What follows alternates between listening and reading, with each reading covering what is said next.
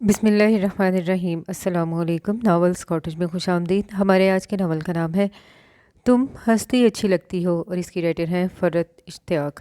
جو لوگ میرے چینل پر نئے ہیں چینل کو ضرور سبسکرائب کیجیے، ویڈیو کو لائک اور شیئر کرنا مت بھولیے گا۔ چلیں شروع کرتے ہیں آج کا ناول۔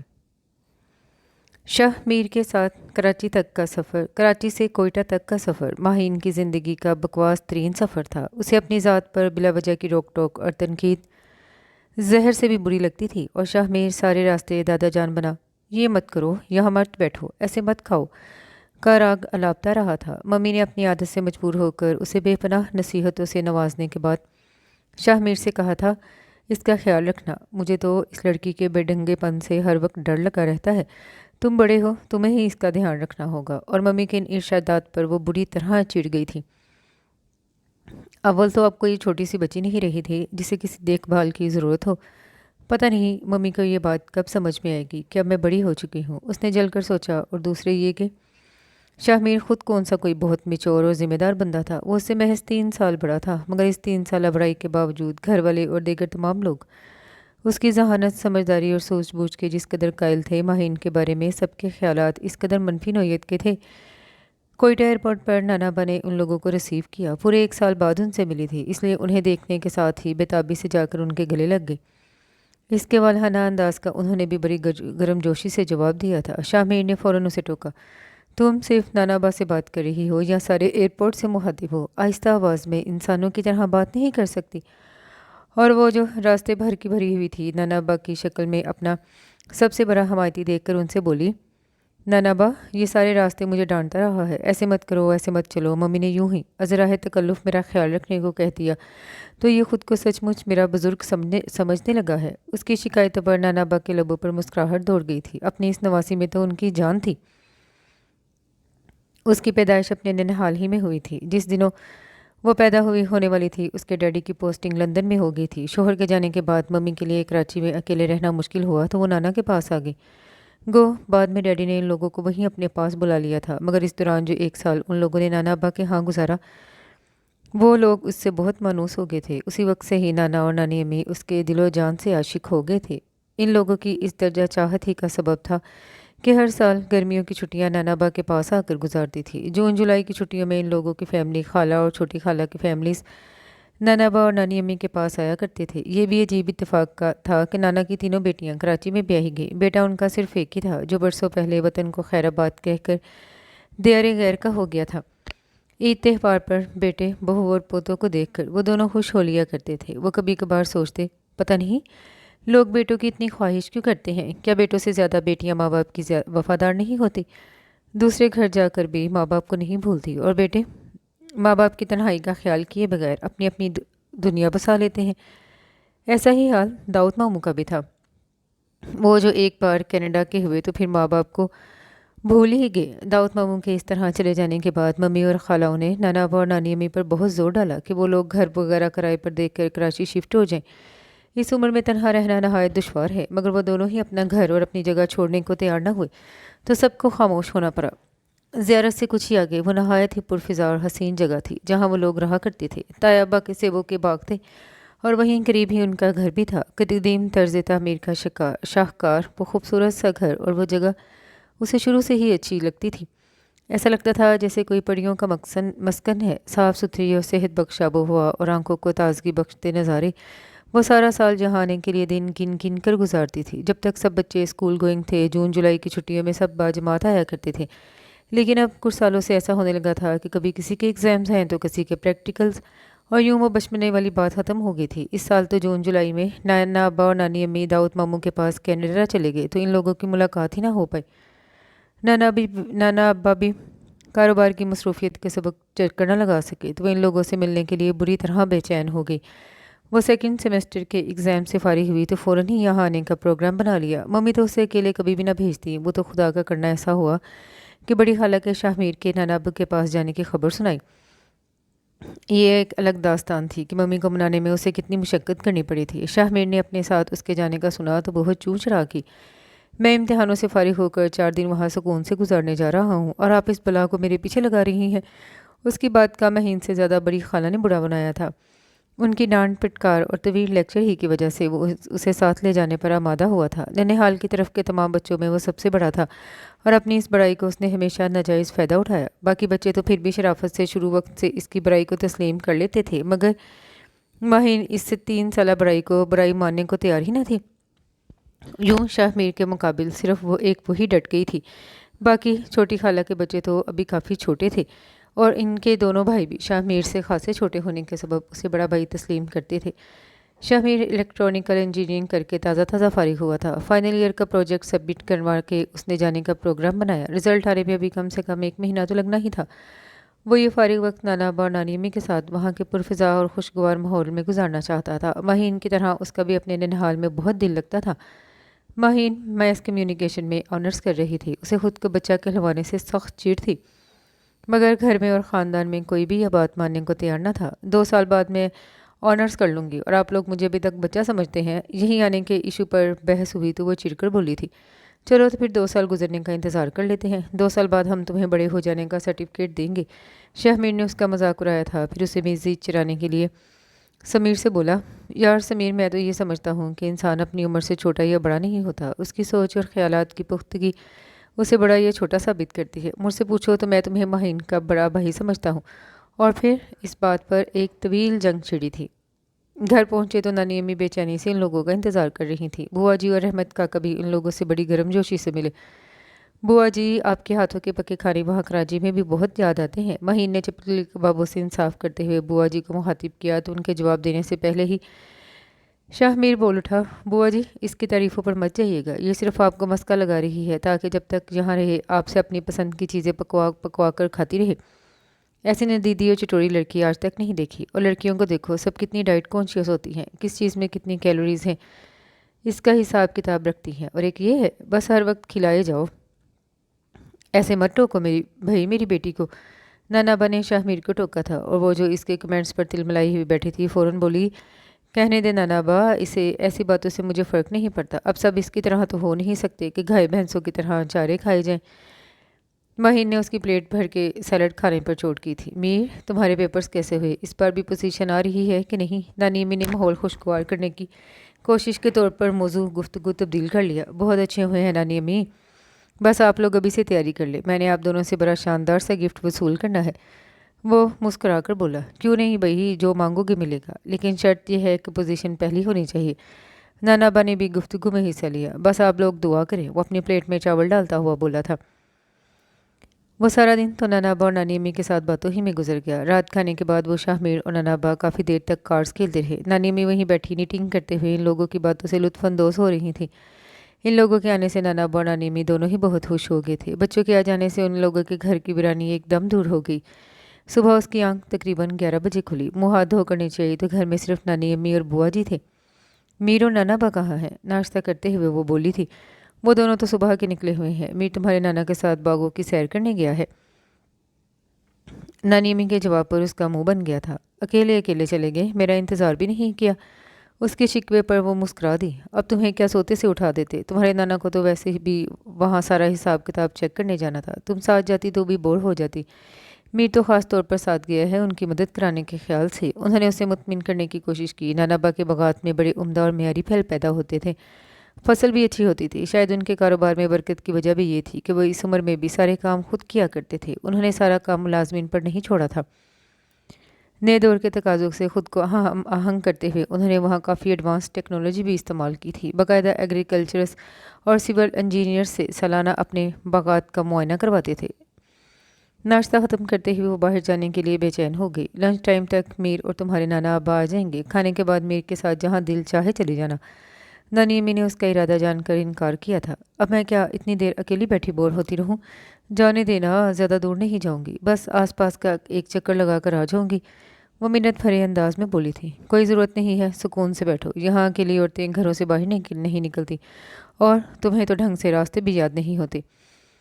نانی امی نے اب کے سختی سے منع کیا تو وہ منہ بنا کر چپ ہو گئی۔ بے فکر رہو، میں تمہیں بور نہیں ہونے دوں گی، چلو کچن میں چلے، تم کڑاہی گوشت پکاؤ، میں جب تک کھیر بنا لوں گی، میر کو میرے ہاتھ کی بنی کھیر بہت پسند ہے۔ نانی امی کچن کی طرف جاتے ہوئے اس کے ہوش اڑا گئی تھی۔ کھانا پکانے کے نام سے تو اس کی جان جاتی تھی۔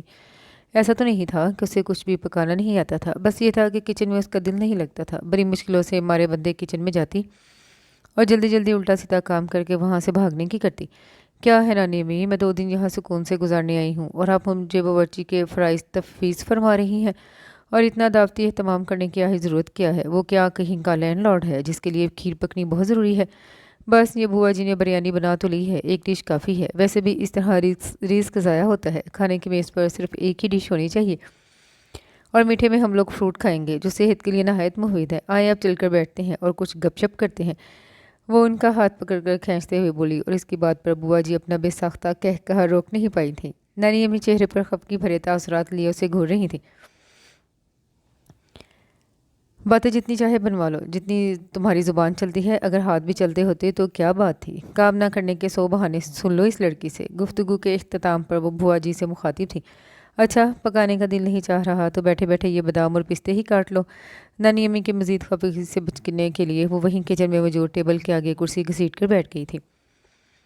میر، تم کہاں جا رہے ہو؟ میں بھی تمہارے ساتھ چلوں گی۔ لنچ کے بعد کچھ دیر سستا کر وہ جیسے ہی باہر کے لیے نکلنے لگا، ماہین اس کے پیچھے چلی آئی۔ میرے سر پر سوار ہونے کی کوئی ضرورت نہیں ہے، اس نے بڑی بے مروتی سے جواب دیا تھا۔ وہ اس کی بدتمیزی پر کھول کر رہ گئی۔ نانا ابو اور نانی امی تو لنچ کے بعد ہی سونے کے لیے اپنے کمرے میں چلے گئے تھے۔ وہ لوگ تہجد کے وقت کے اٹھے ہوئے ہوتے تھے، اس لیے دوپہر میں سونا لازمی تھا۔ شاہ میر اسے ٹکا سا جواب دے کر جا چکا تھا۔ کچھ دیر تو وہ بھی لیٹ کر سونے کی کوشش کرتی رہی، مگر صبح سو کر ہی اتنی دیر سے اٹھی تھی کہ اب نیند ہی نہیں آ رہی تھی۔ اسے ویسے بھی دوپہر میں سونے کی عادت نہیں تھی۔ وہ لوگ تو اب عصر کے وقت ہی اٹھیں گے۔ بوا جی اور احمد کاکا بھی اپنے اپنے کمروں میں ہیں، کسی کو پتہ بھی نہیں چلے گا، میں باہر ہو کے بھی آ جاؤں گی۔ اب کیا یوں ہی گھر میں بند بیٹھی رہوں؟ وہ بدتمیز سارے زمانے میں سیرے کرتا پھرے اور میں یہاں پڑی سڑوں؟ وہ خود کو اطمینان دلاتی گھر سے نکل آئی تھی۔ باہر بڑا پیارا موسم ہو رہا تھا، ایسا لگ رہا تھا کسی بھی لمحے بارش شروع ہو جائے گی، اور وہ بیچاری کراچی کی شہری جو بارشوں کو ترستے ہیں، خوشی خوشی اس موسم کو انجوائے کر رہی تھی۔ گھر سے ذرا آگے جا کر ہی نانا ابا کے باغات تھے۔ وہ قصدن اس طرف نہیں گئی، وہاں کے تمام ہی ملازمین اس سے واقف تھے اور وہ اپنی اس خفیہ سیر کو خفیہ ہی رکھنا چاہتی تھی، اس لیے گھر کے مخالف سمت میں جاتے ہوئے راستے کی طرف بڑھ گئی۔ وہاں آس پاس کوئی اور مکان نہیں تھے۔ نانا ابا کا گھر ان باغات اور دور دور تک پھیلی ہریالی اور پہاڑوں کے سوا وہاں اور کچھ نہیں تھا، البتہ تھوڑی سی واک کے بعد پھر وہاں بہت سے مکانات تھے، جن میں بیشتر مکانات تو یہیں کے ملازمین کے تھے۔ وہ اپنا کیمرہ سنبھالے اونچے نیچے راستوں پر احتیاط سے آگے بڑھ رہی تھی۔ فوٹوگرافی اس کا من پسند مشغلہ تھا۔ 2-4 جگہ رک کر اس نے تصاویر بھی کھینچی۔ اسی دوران بارش شروع ہو گئی۔ وہ کیمرے کو واپس اس کے کور میں بند کر کے مزید احتیاط کی خاطر اسے دوپٹے میں چھپا کر چلنے لگی۔ یہ جگہ اور یہاں کا موسم کچھ بھی اس کے لیے اجنبی نہیں تھا۔ ان تمام چیزوں کو وہ اپنے بچپن سے دیکھتی آئی تھی، مگر اس طرح اکیلے پہلی مرتبہ نکلی تھی، تبھی اسے کوئی فکر نہیں تھی۔ بارش کی شدت میں لمحہ بلمحہ اضافہ ہو رہا تھا۔ دن میں اچھا خاصا اندھیرا سا ہو گیا۔ ہوا کی تند و تیز لہروں نے اسے سردی کا احساس دلایا تو اسے سویٹر نہ پہننے پر افسوس ہوا۔ دونوں ہاتھ لپیٹے وہ سردی سے بچنے کی کوشش کر رہی تھی۔ چلتے چلتے وہ پتہ نہیں کتنی دور نکل آئی تھی۔ موسم کے خطرناک تیور دیکھتے ہوئے اس نے واپسی کا فیصلہ کیا۔ ویسے بھی اب اسے نکلے خاصی دیر ہو چکی تھی۔ اونچے اونچے درخت، ہر طرف پھیلی خاموشی اور اندھیرا اسے خوف میں مبتلا کرنے لگے۔ حالانکہ وہ کوئی ڈرپوک لڑکی نہیں تھی، مگر اس وقت اکیلے ہونے کے خیال سے ایک دم ڈر لگنے لگا۔ یہ جگہ جہاں وہ اس وقت کھڑی تھی اس نے اس سے پہلے کبھی نہیں دیکھی تھی۔ وہاں سوائے بارش کے شور اور ہواؤں کے دوسری کوئی آواز سنائی نہیں دے رہی تھی۔ ابھی وہ واپسی کا سوچ ہی رہی تھی کہ اس نے ایک نسوانی چیخ سنی۔ آواز اتنی واضح اور قریب سے آتی ہوئی محسوس ہو رہی تھی کہ وہ اسے اپنا وہم سمجھ ہی نہیں سکتی تھی۔ اسے فوراً ہی اپنی تازہ ترین دیکھی ہارر مووی یاد آ گئی، جس میں ایک بدروح یوں ہی ویرانوں میں بسیرا کیے رکھتی ہے اور اسی طرح چیخ کر انسانی روپ میں لوگوں کو اپنے پاس مدد کے لیے بلاتی ہے۔ اور پھر یہ سوچ اس کے رونگٹے کھڑے کرنے کے لیے کافی تھی۔ وہ جلدی سے الٹے قدموں اندھا دھند بھاگی۔ ممی نے ایک مرتبہ ایسا ہی کوئی قصہ سناتے ہوئے بتایا تھا کہ بدروحیں وغیرہ آیت الکرسی پڑھو تو فوراً بھاگ جاتی ہیں۔ اس نے جلدی سے آیت الکرسی پڑھنی شروع کی، مگر گھبراہٹ اور ڈر میں اسے آیت الکرسی ہی بھول گئی۔ ہر نماز کے بعد اور رات سونے سے پہلے وہ پابندی سے آیت الکرسی پڑھا کرتی تھی، اور اس وقت ایسا لگ رہا تھا جیسے وہ اسے کبھی یاد بھی نہیں تھی۔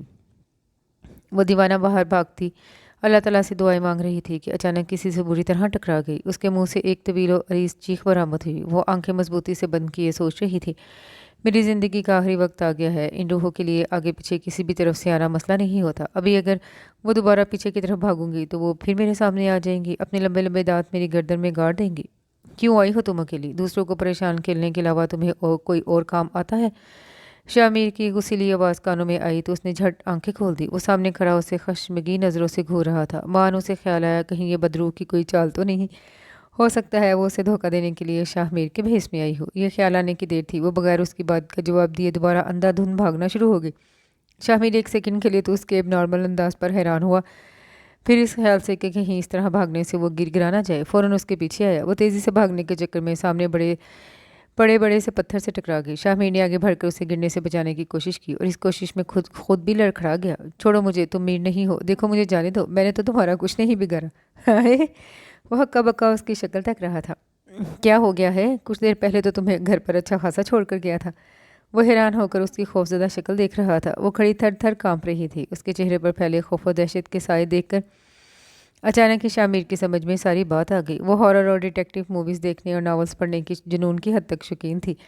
ये और बात थी कि खाला उसके इस शौक़ से सख्त आजिज़ रहा करती थी। जिस दिन कोई ज़्यादा ही डरावनी फिल्म देख लेती, समीर या अहमद के कमरे में पहुंच जाती, मैं तुम्हारे कमरे में सोऊंगी। और इसी बात से उसके भाई और मम्मी चिढ़ा करते थे, या तो देखा मत करो और अगर देखना इतना ही फ़र्ज़ है तो डरा मत करो। समीर ने उसे टोका था तो वो इन दोनों में से कुछ भी नहीं छोड़ पाई थी। उसका डरना समझ में आया तो वो अपनी मुस्कुराहट दबाता हुआ आवाज़ को कदरे भारी और खौफनाक बनाकर उससे बोला, डरो मत, मैं तुम्हें कुछ नहीं कहूँगा, आओ मेरे साथ। शामिर उसका हाथ पकड़कर अपने साथ ले जाने लगा था तो वो दोबारा चीख उठी, छोड़ो मुझे। वो अपना हाथ छुड़ाने की कोशिश कर रही थी मगर नाकाम थी। शाहमीर ने गौर से उसकी तरफ देखा तो अंदाज़ा हुआ इस वक्त ये हंसी मजाक कहीं इसे महंगा ही न पड़ जाए। अगर वो बेहोश हो गई तो इस बरसती बारिश में उसे घर तक पहुंचाना एक नहायत मुश्किल काम साबित होगा। इसीलिए फ़ौरन ही संजीदगी इख्तियार करता हुआ बोला, क्या हो गया है माहीन? ये मैं हूँ भाई। तुम वाकई मीर हो? वो अब भी यकीन करने में मुतामिल थी। हाँ भाई मैं हूँ, 100% मैं ही हूँ। शाहमीर हसन, अब क्या जेब से अपना शनाख्ती कार्ड निकाल कर दिखाऊँ? वो आपके कुछ चिढ़कर बोला। शुक्र है मीर तुम आ गए, मैं डर गई थी। वो इस बात पर वो बुलंदोबाला कहका लगाकर हंस पड़ा था। मैंने कहा कि मैं शामिर हूँ और तुमने यकीन कर लिया। जिस तरह चोर ये कभी नहीं कहता मैं चोर हूँ, इस तरह रूहें ये कभी नहीं कहती कि हम रूहें हैं। वो एकदम उसका हाथ छोड़कर दूर हट गई थी और दोबारा उसे शक भरी नज़रों से देखने लगी। उसके चेहरे की शरारती मुस्कुराहट माहीन की नज़रों से ओझल न रह पाई तो वो उसका मजाक समझकर कुछ शर्मिंदगी के आलम में दोबारा चलना शुरू हो गई। डर के मारे जान निकलती है और चली हैं अकेले सैर करने। ज़माने भर की बेवकूफ़ाना हरकतें करवा लो तुमसे। वो तो इत्तेफाक से मैं अपने रेन शूज़ लेने आ गया था तो देखा मोहतरमा गायब हैं। बताओ अगर मैं वापस ना आता तो क्या होता? सब कितना परेशान होते। तुम्हें कब आएगी? इसीलिए मैं अकेला आना चाह रहा था, लेकिन मेरा भी सारा प्रोग्राम चौपट करवाया। सारा टाइम तुम्हें ढूंढते ख्वार होते गुजर गया। लगता है तुम मुझे यहाँ सुकून से छुट्टियाँ एंजॉय नहीं करने दोगी। वो अब उसकी क्लास लेना शुरू हो गया था। तो मैं घर पर अकेली क्या करती? तुमने साथ ले जाने से मना कर दिया। नाना बा नानी मी सो रहे थे, इतनी बोर हो रही थी। वो उसका हाथ मजबूती से पकड़कर चलते हुए बोली तो शाहमीर उसे घूर कर देखने लगा। यानी ये कि अपनी गलती नहीं मानोगी? ढीठ लोग ऐसे ही होते हैं। अभी तो तैयारी कर लो नानी अम्मी और नाना बा से पड़ने वाली डांट के लिए। अब तक तो सब जाग गए होंगे, वहीं तुम्हारा दिमाग दुरुस्त करेंगे। वो उसे धमकाता हुआ बोला, मीर प्लीज़, मेरे प्यारे भाई नहीं हो, देखो तुम जो कहोगे मैं करूँगी, प्लीज़ किसी को बताना मत। वो मिन्नत भरे अंदाज में गोया हुई। ना प्यारा ना दुलारा, मैं बुरा ही ठीक हूँ। तुम जैसे लातों के भूत ऐसे ही ठीक नहीं होते। आज की हरकत पर तो नाना अबा भी तुम्हें हरगिज़ नहीं छोड़ेंगे। वो बड़ी बेवरवती से बोला था। प्लीज़ मेरा अच्छा, और वो जो मेरा पार्कर का पेन तुम्हें अच्छा लगा था ना, वो तुम ले लो। देखो please, you are my dearest and sweetest cousin. अपनी हरकत की संगीनी का एहसास उसे खुद भी हो रहा था, इसलिए मिजाज के ख़िलाफ़ उसकी मिन्नतों में मसरूफ़ थी। अब तो बिल्कुल भी नहीं। तुमने मुझे समझा क्या है? मैं क्या रिश्वतखोर हूँ? वो मज़ीद अकड़ गया। घर पहुँचे तो नाना अब्बा और नानी अम्मी गेट के पास ही खड़े नजर आए। उन दोनों को साथ आता देखकर दोनों ने सुकून का सांस लिया। मैं कह भी रहा था माहीन मीर के साथ ही गई होगी, मगर ये मान ही नहीं रही थी कि मीर का तो राइडिंग का प्रोग्राम था, वहाँ माहीन का क्या काम? वो ज़रूर अकेली निकल गई है। खुद भी परेशान हो रही थी और मुझे भी हौला रही थी। नाना अब्बा ने इन दोनों को मुखातिब करके कहा तो वो चुपचाप सर झुकाकर रह गई। इस बेमरवत ने तो वैसे भी साफ साफ इनकार कर दिया था। पता नहीं अब वो सब उगल देगा और फिर ज़िंदगी में पहली मरतबा नाना बॉस से नाराज़ हो जाएंगे। उसे अपने इस तरह घर से जाने पर अब अफसोस हो रहा था, मगर अब अफसोस करने का वक्त गुजर चुका था। जी नाना बा, राइडिंग का प्रोग्राम तो था, बस मौसम की वजह से प्रोग्राम कैंसिल करना पड़ा। शाहमीर का जवाब उसे हैरान कर गया। उससे किसी नेकी की उम्मीद जो नहीं थी। हाँ, आज बड़े दिनों बाद इतनी मूसलाधार बारिश हुई है। ऐसे मौसम में तो यहाँ रहने वाले भी एहतियात करते हैं। नाना अब्बा ने शाहमीर की बात के जवाब में कहा और फिर खुद बहुत गुफ्तगू का रुख बारिश और मौसम की तरफ हो गया। वो अपनी जान बच जाने पर जितना भी शुक्र अदा करती कम था। رات کا کھانا کھا کر کچھ دیر سب باتیں کرتے رہے۔ سونے سے پہلے وہ شاہ میر کے کمرے میں آئی تھی۔ میں نے تمہیں ڈسٹرب تو نہیں کیا؟ وہ دوستانہ انداز میں بولی۔ اگر کیا بھی ہو تو اب تو اندر آ چکی ہیں آپ۔ فرمائیے کیسے زحمت کی؟ وہ لیپ ٹاپ پر کام میں مصروف بولا تھا۔ کمپیوٹر میں اسے بہت انٹرسٹ تھا، یہی وجہ تھی کہ وہ یہاں بھی اپنا لیپ ٹاپ ساتھ لے آیا تھا۔ عام حالات میں ماہین کو اس کی گفتگو کا یہ طنزیہ انداز زہر لگا کرتا، مگر اس کی آج کی نیکی کے صدقے وہ اسے نظر انداز کر گئی۔ وہ اسے اگنور کیے اپنے کام میں مصروف تھا۔ شو ایسے کرتا ہے جیسے سارے جہان کا بوجھ اسی کے کندھوں پر ہے۔ وہ دل ہی دل میں خار کھاتی بظاہر مسکراتے ہوئے اس کے پاس ہی بیڈ پر بیٹھ گئی تھی۔ میں تمہارا شکریہ ادا کرنے آئی تھی۔ I am really thankful to you. Shah Mir نے سر اٹھا کر بڑی گہری نظروں سے اس کی طرف دیکھا تھا۔ یہ ڈرامے بازی بند کرو، جو کہنے آئی ہو وہ کہو۔ اس کی چلاکی پر جتنا بھی حیران ہوتی کم تھا۔ اسے کیسے پتا چلا میں کوئی خاص بات کرنے آئی ہوں؟ ماہین دل ہی دل میں سوچ رہی تھی۔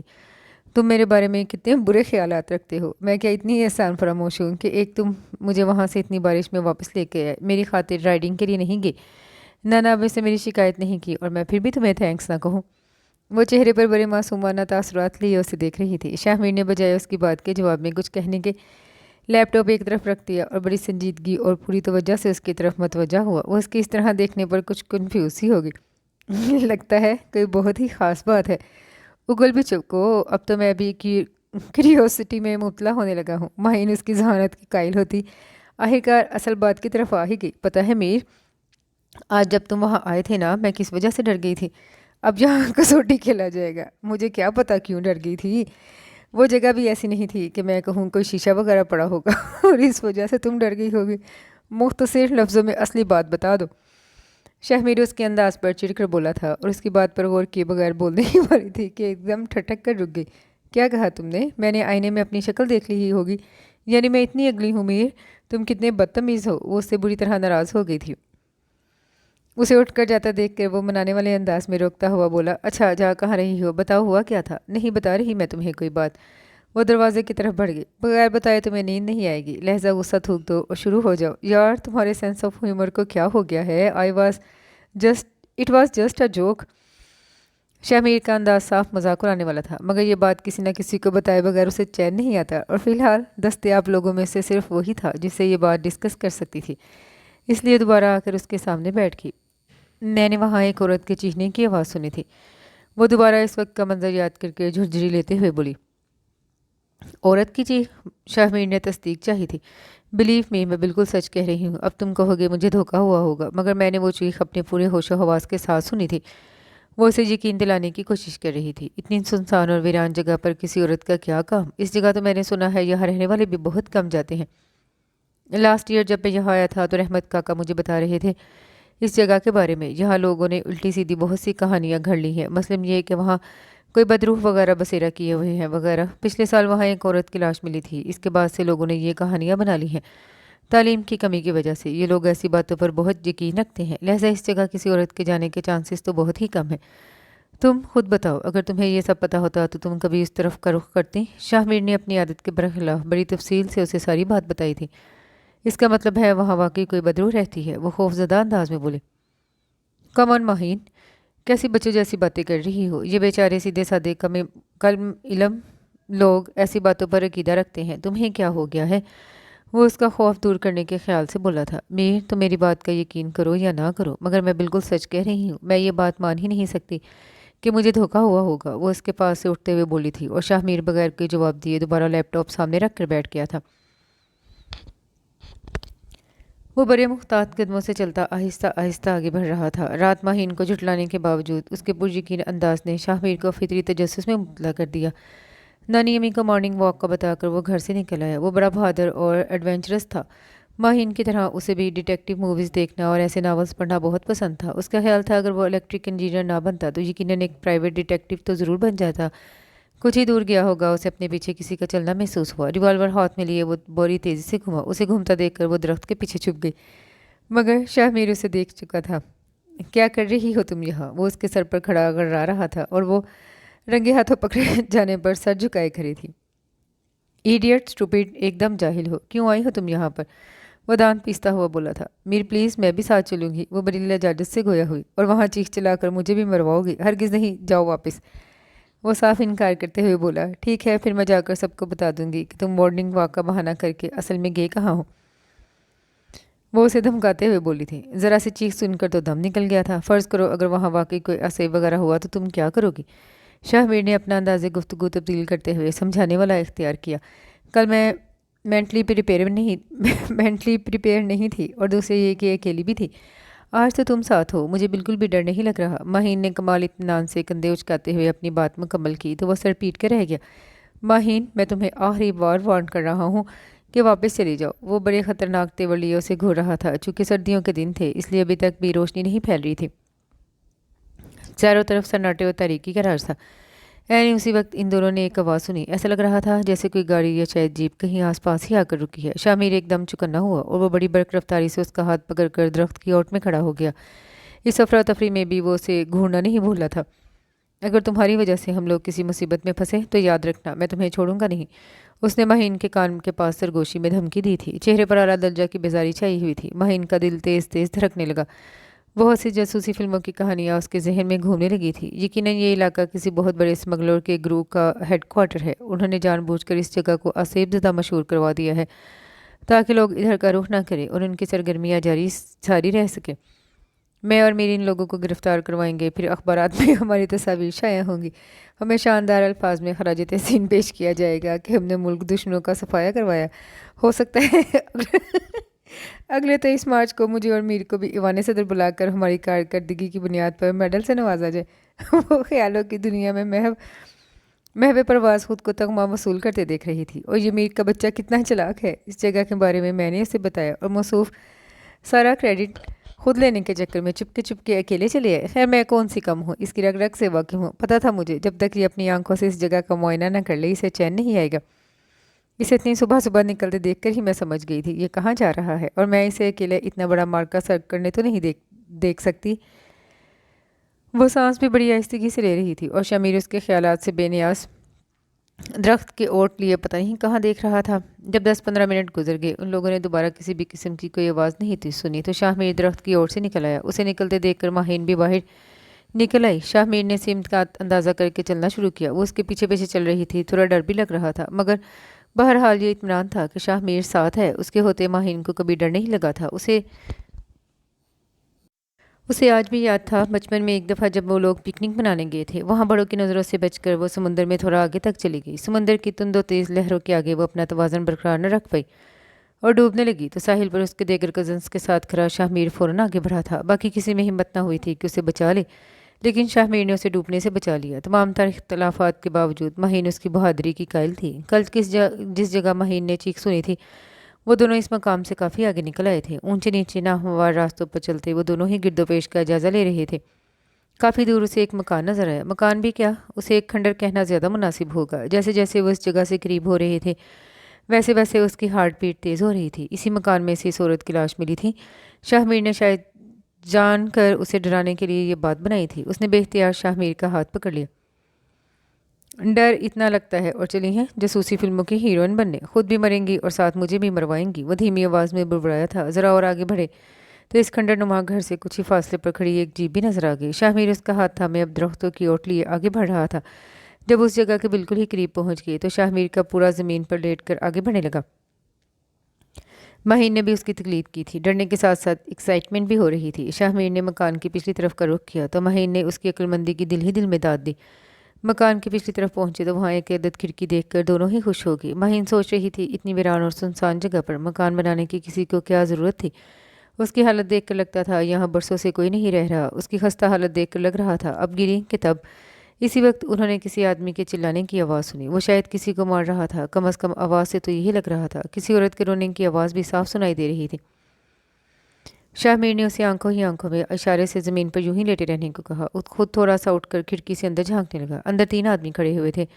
تینوں کے تلے حلیے سے قبائلی معلوم ہو رہے تھے۔ تینوں کے چہروں پر سخت بے رحم تاثرات رقم تھے۔ باقی 2 تو خاموش سے کھڑے تھے، جبکہ تیسرا چیختا چلاتا پتہ نہیں کسے مار رہا تھا۔ غالباً وہ عورت فرش پر پڑی تھی اور وہ اسے پیر سے ٹھوکر مارتا کسی علاقائی زبان میں کچھ بولا تھا۔ کیا ہے، خود دیکھے جا رہی ہوں، میں بھی دیکھوں گی، ماہین آہستہ سے بولی تھی۔ شاہ میر نے اسے صرف پلٹ کر گھور کر دیکھنے پر اکتفا کیا اور دوبارہ وہیں متوجہ ہو گیا۔ اپنی بات کے جواب میں اس کی لا تعلقی دیکھ کر وہ سخت بدمزہ ہوئی۔ پتہ نہیں اندر کیا ہو رہا ہے، خود ہی اکیلے دیکھے جا رہا ہے۔ وہ اسے 2-3 شاندار قسم کی گالیوں سے نوازتی خود بھی تھوڑا سا اٹھ گئی اور اچک کر اندر کا جائزہ لیا۔ اندر موجود ان تینوں آدمیوں کے حلیے دیکھ کر اس کی چیخ نکلتے نکلتے رہ گئی۔ بڑی مشکلوں سے اس نے خود کو سنبھالا تھا۔ ان کی خشونت، بڑی نگاہیں، بڑی بڑی مونچھیں اور کندھوں سے لٹکتی رائفلیں دیکھ کر اس کے اوسان خطا ہو گئے۔ سارا ایڈونچر لمحوں میں ختم ہو گیا۔ اب سوائے ڈرنے کے کچھ بھی یاد نہیں آ رہا تھا۔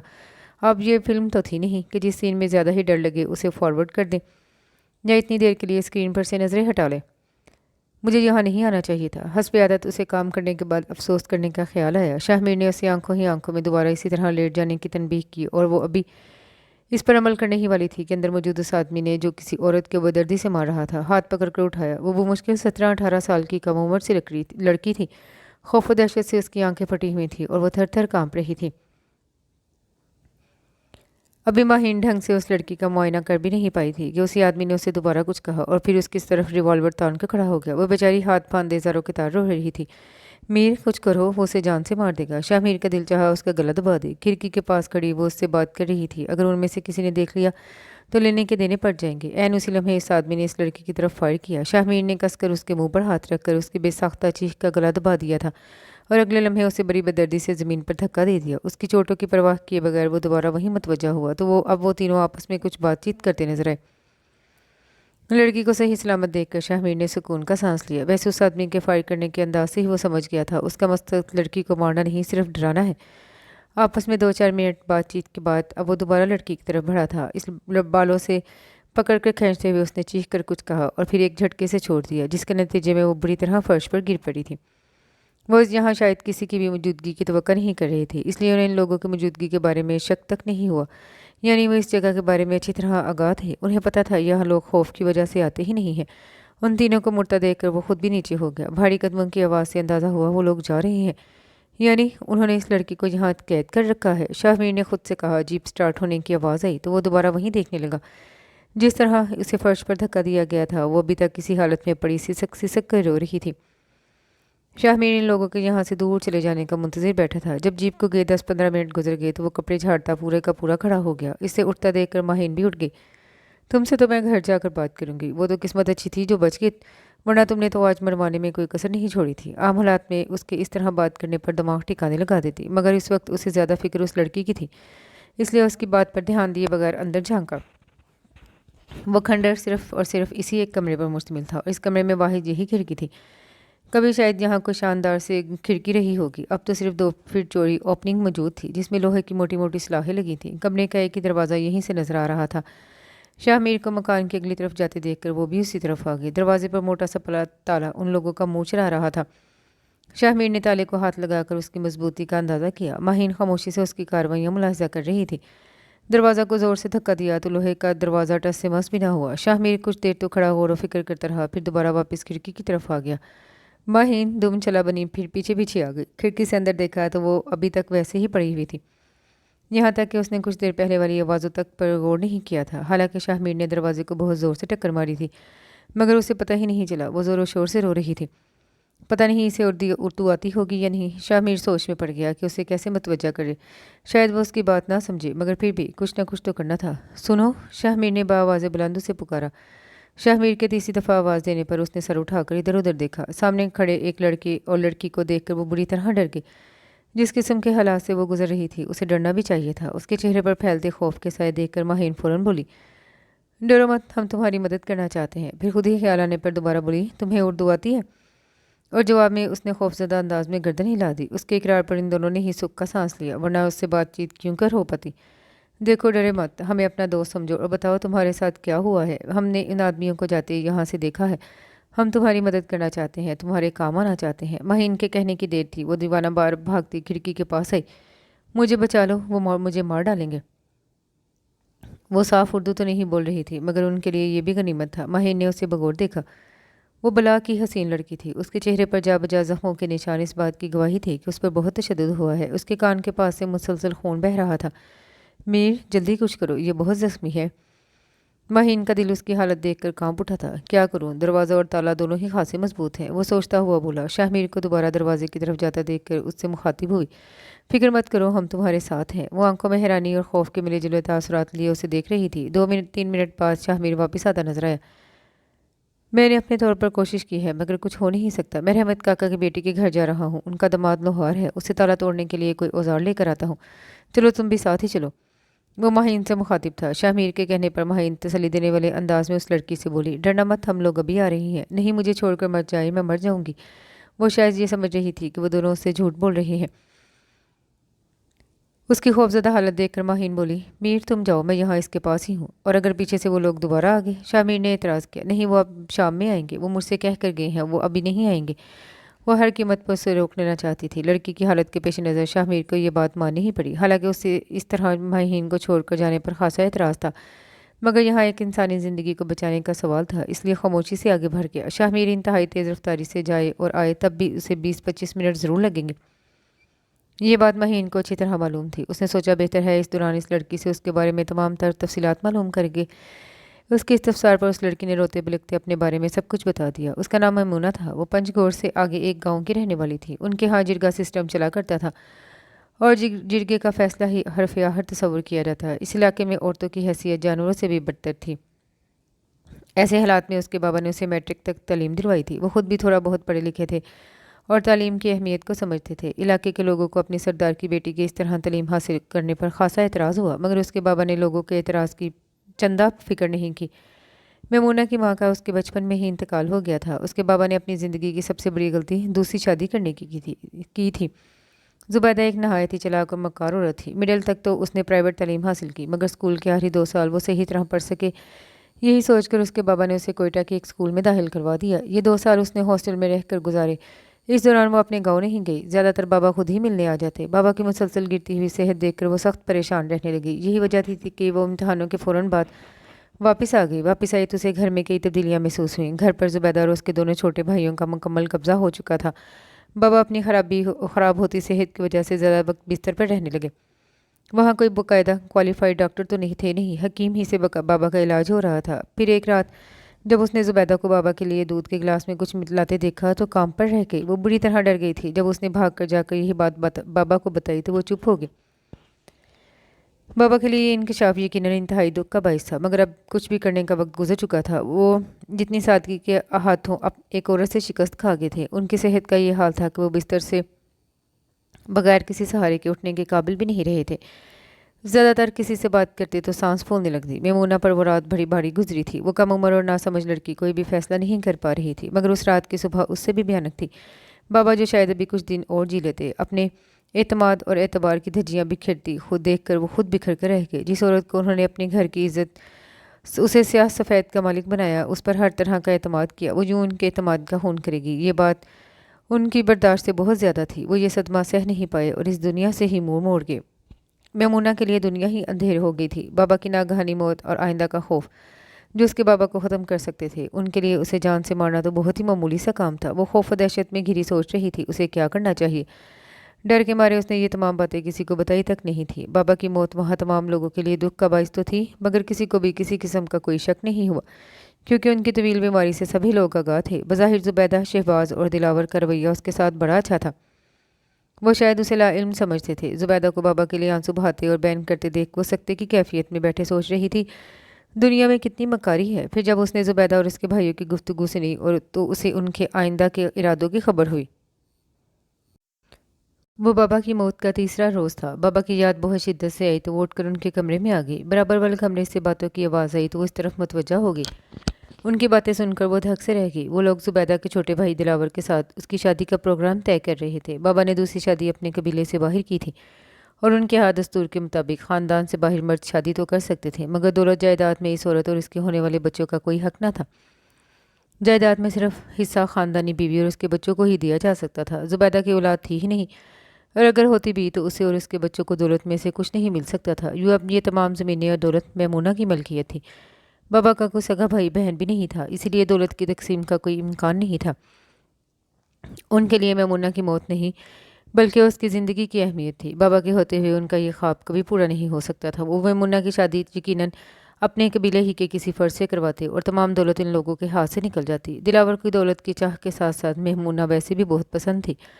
وہ پہلے سے شادی شدہ اور 2 بچوں کا باپ تھا۔ یہ تمام باتیں سن کر اس کے رونگٹے کھڑے ہو گئے۔ اپنے باپ کے قاتلوں سے رشتہ استوار کرنے کا تو وہ سوچ بھی نہیں سکتی تھی۔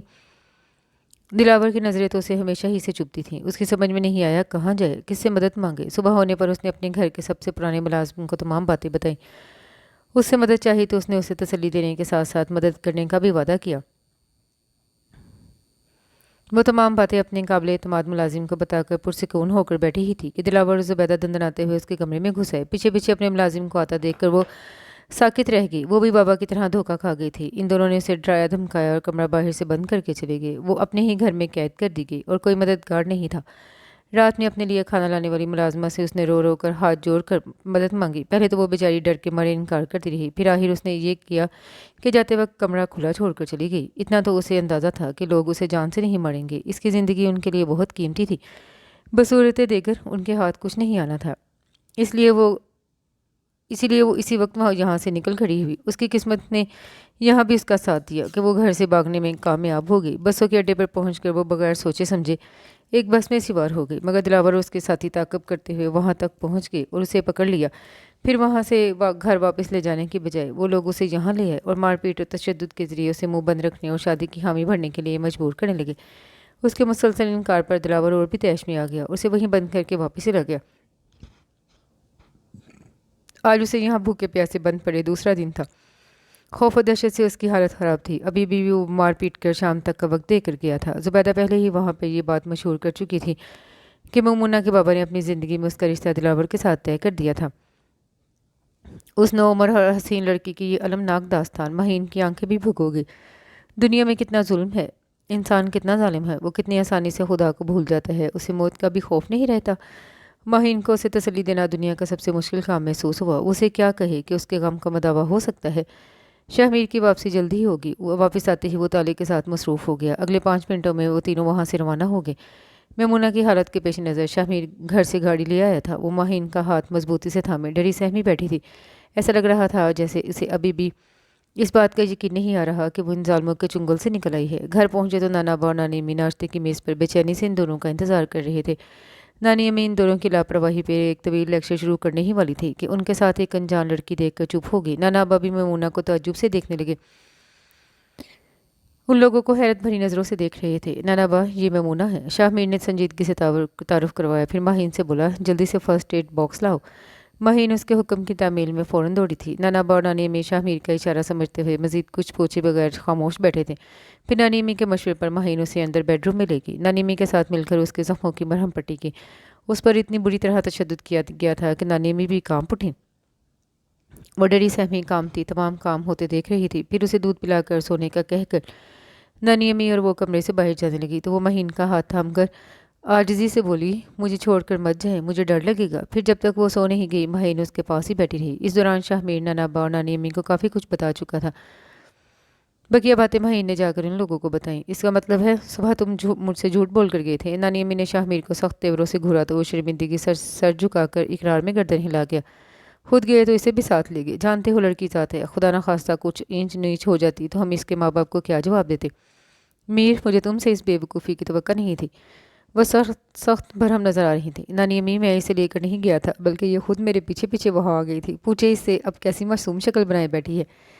شاہمیر نے بڑی خار بھری نظروں سے اسے گھورا تھا۔ جانتے ہو ایسے لوگ کتنے خطرناک ہوتے ہیں۔ اگر ایسے کوئی بات تمہارے علم میں آ بھی گئی تھی تو دیکھ کر چپ چاپ واپس آ سکتے تھے۔ اپنے نانا با کو بتاتے، ہم پولیس کے ذریعے بھی یہ مسئلہ حل کروا سکتے تھے۔ خود پہنچنے اور خطرے میں کودنے کی آہی ضرورت کیا تھی؟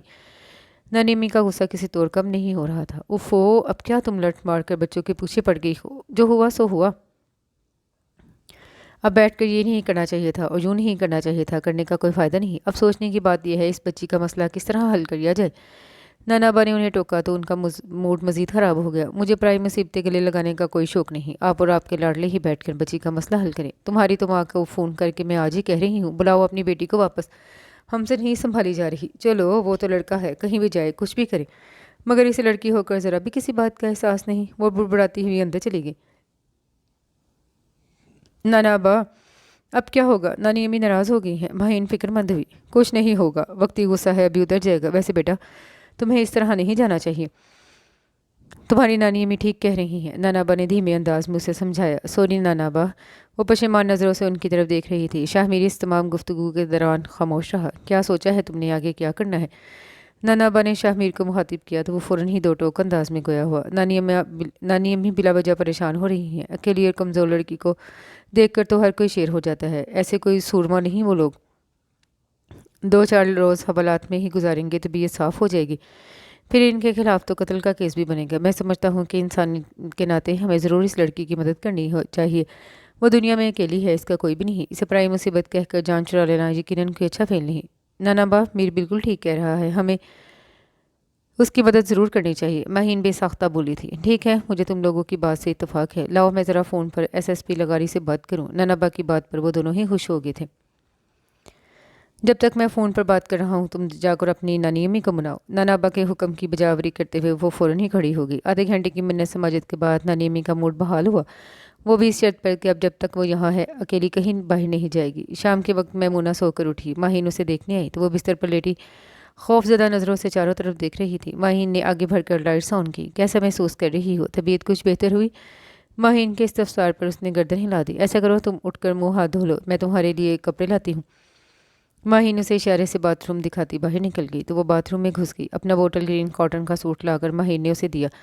सिर्फ कपड़े तब्दील करके बाल बनाकर ही वो कोई आसमानी हूर नजर आने लगी। माहीन उसका हुस्न देखकर मबहूत खड़ी थी।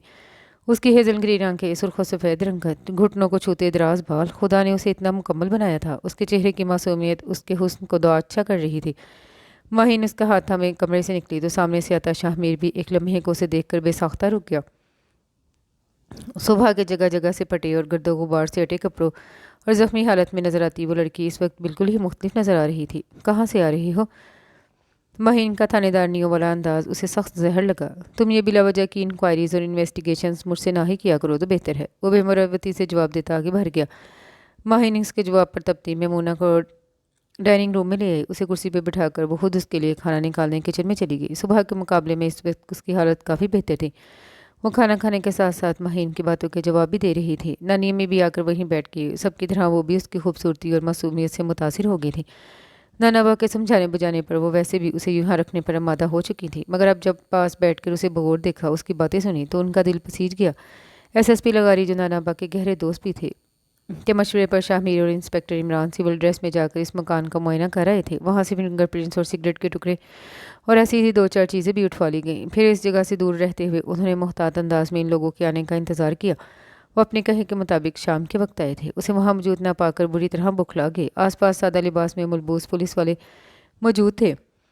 इंस्पेक्टर इमरान के इशारे पर सबने चारों तरफ से मकान को घेर लिया। वो तीनों पुलिस फोर्स को देखकर बुरी तरह खौफजदा हुए। बगैर किसी मुकाबले के इन लोगों ने गिरफ्तारी दे दी थी। शाहमीर को इन सूरमाओं से उम्मीद भी यही थी। दिलावर और उसके साथियों की गिरफ्तारी अमल में आ चुकी थी। अब बाकी बचे थे जुबैदा और शहबाज। रात में इंस्पेक्टर इमरान आए और नाना अब्बा से मैमूना का बयान कलम बंद करने की इजाज़त तलब की तो नाना अब्बास से पहले शाहमीर बोल पड़ा। आप इसका बयान यही ले लें। वो सख्त खौफजदा है, थाने के माहौल में और डर जाएगी। अभी उसका इन लोगों से आमना सामना भी मुनासिब नहीं, इससे इसकी हालत बिगड़ने का खदशा है। मेरा ख्याल है यही बात मुनासिब है। कानूनी कार्रवाई अपनी जगह, मगर हमें उसकी जहनी हालत के पेश नज़र ऐसा ही करना पड़ेगा। नानाबा की बात पर इंस्पेक्टर इमरान कंधे उचकाकर बोले, ठीक है, मुझे कोई एतराज़ नहीं, मगर बाद में अदालत वगैरह में तो इन्हें लाजमी जाना पड़ेगा। बात की बाद में देखी जाएगी। फ़िलहाल आप अभी इसका बयान ले लें। शाहमीर ने कहा था। ठीक है, फिर आप उन्हें बुलवाएं।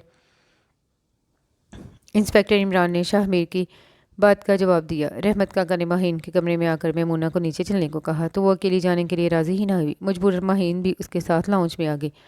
वो सहमी सहमी निगाहों से सबको देख रही थी। घबराओ मत बेटा, इंस्पेक्टर साहब तुमसे कुछ पूछना चाहते हैं।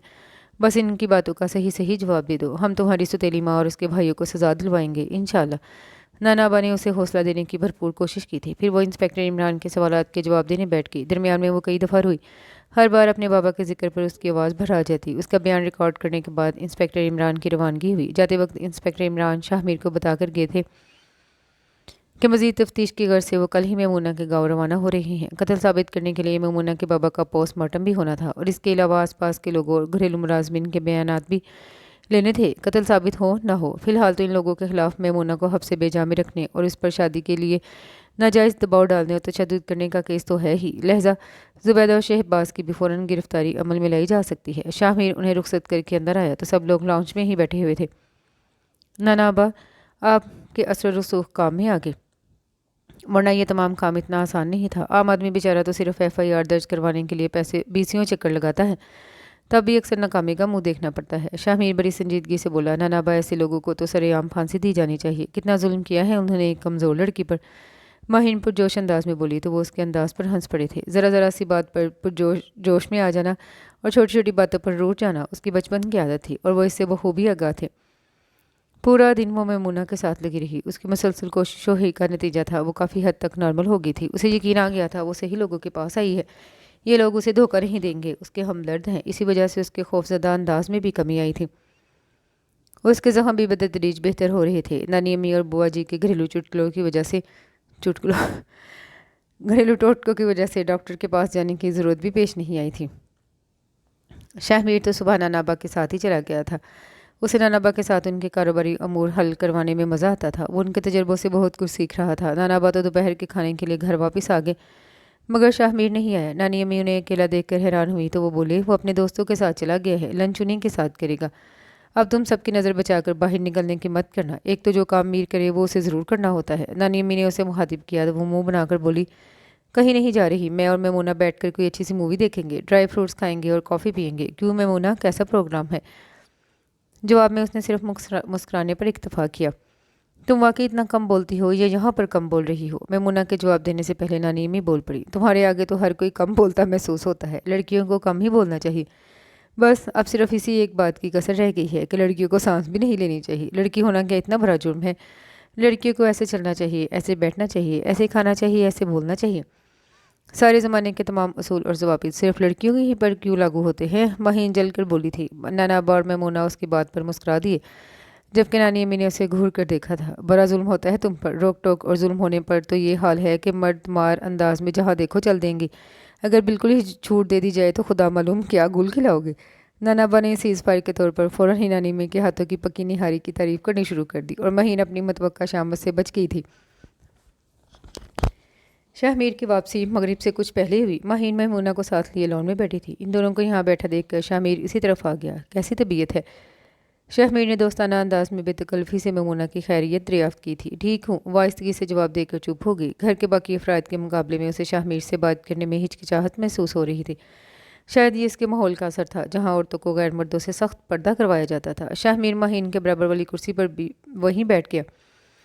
جلدی سے بالکل ٹھیک ہو جاؤ، پھر ہم لوگ تمہیں نانا با کی باغات کی سیر کرانے لے جائیں گے، وہاں جا کر تمہیں بہت مزہ آئے گا، شاہ میر پرخلوص انداز میں بولا تھا۔ مہین اس کے اس طرح یہاں بیٹھنے اور میمونہ سے باتیں کرنے پر سخت متعجب تھی۔ قریبی کزنس کے علاوہ اسے دیگر لڑکیوں سے گھلتے ملتے یا باتیں کرتے مہین نے کبھی نہیں دیکھا تھا، بلکہ مہین اور اس کی ایک دو کزنس کا خیال تھا وہ جان بوجھ کر لڑکیوں میں اپنی اہمیت بڑھانے کے لیے خود کو لیے دیے اور روڈ پوز کرتا ہے کیا ایسے لڑکوں تاکہ اس طرح ایسے لڑکوں کی طرف لڑکیاں ایسے لڑکوں کی طرف زیادہ مائل ہوتی ہیں، شاید اس لیے۔